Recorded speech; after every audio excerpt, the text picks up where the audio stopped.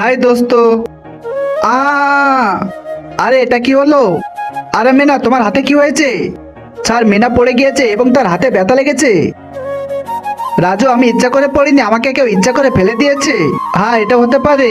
যাই হোক রাজু, তুই তো সবসময় আমার পাশে থাকিস। মিনা, কারণ আমরা তো সবাই ভালো বন্ধু।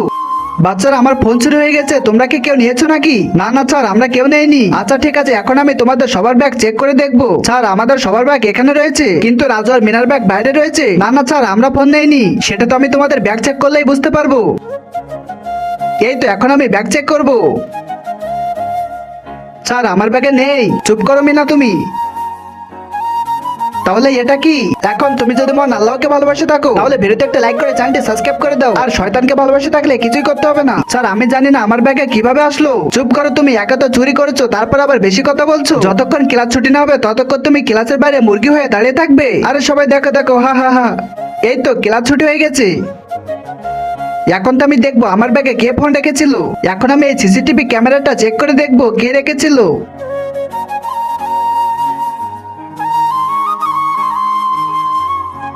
আরে এটা আমি কি দেখতেছি?